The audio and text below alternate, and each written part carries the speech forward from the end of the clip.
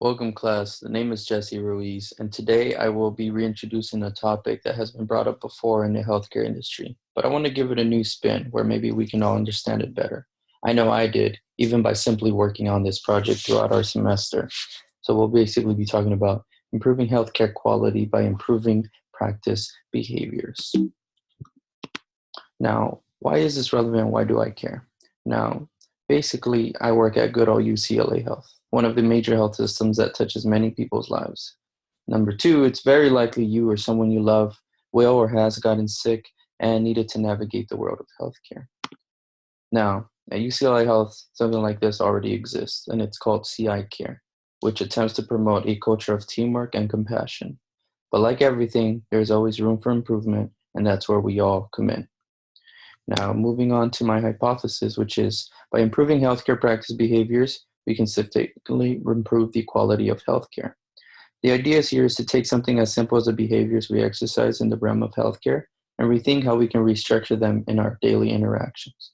Now, we've already begun paving the way for a cataclysmic change in healthcare, but we need to revisit this culture shift idea continuously until we achieve our desired outcome in healthcare as a whole. Now, some examples of practice care behaviors, for example, like at UCLA Health, they set a foundation that expects something from their staff, such as compassion, teamwork, and respect.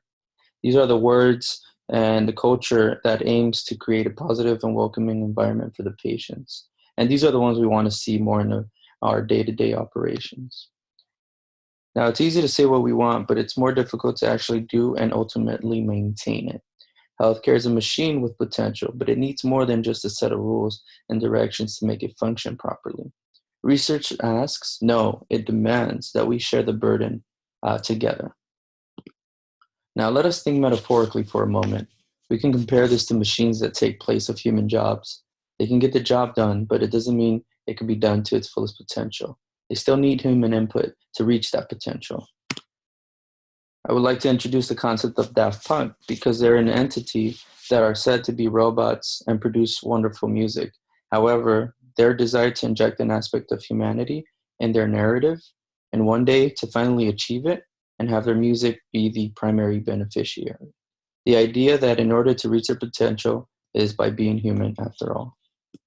Now, studies show that even the personal relationship with their primary care physician, the patients, for example, such as being supportive of the patient's sexual orientation.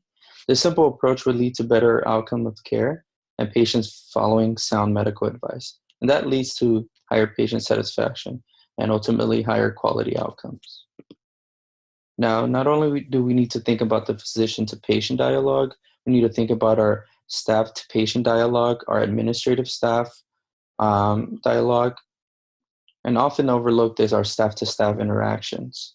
Now, while it's human to let our emotions get the best of us, it's also important not to forget that exercising teamwork within the industry itself brings about the best results. Exploratory research shows us the importance of collaborative innovation.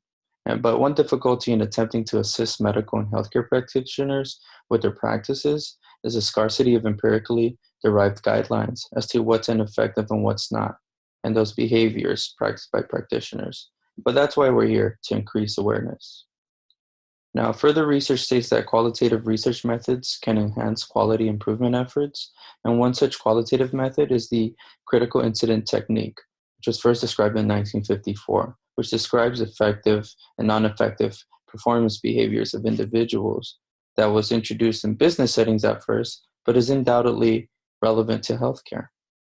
Now, this is John C. Flanagan who coined this technique, which consists of obtaining reports by observers in real-life situations that are deemed as effective or not, and these observers report specific details of the situations. And per Flanagan, the observation of performance specimens is the basis of performance evolution. Lean management principles have been used effectively in manufacturing companies for decades, especially in Japan.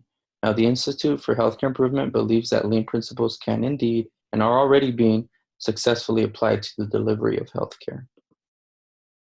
An organization's culture is a set of values and beliefs that cause people to behave in certain ways. And once the results they want are received, it reinforces those values and beliefs. This self-reinforcement cycle recreates a new culture. Leaders who wish to change their organizational culture must intervene and require people to behave differently, which allows them to experience a better set of results. And with repetition, the culture will evolve.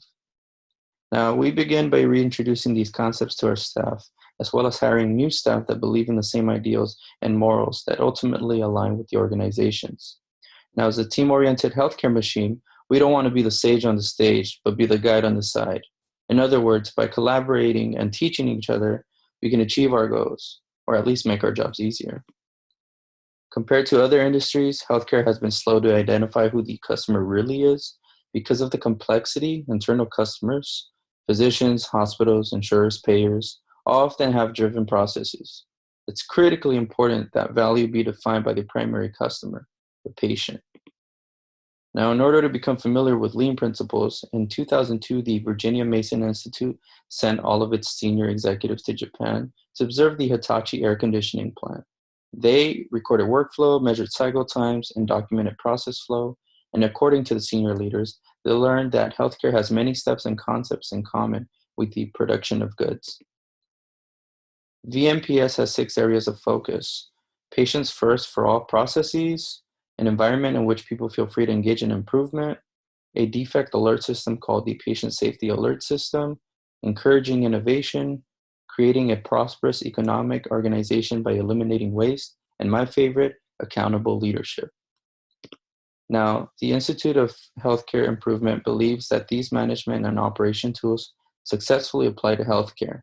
Lean principles hold the promise of creating a system that is efficient, effective, and truly responsive to the needs of patients, the customers, at the heart of it all. Thank you guys for listening to me.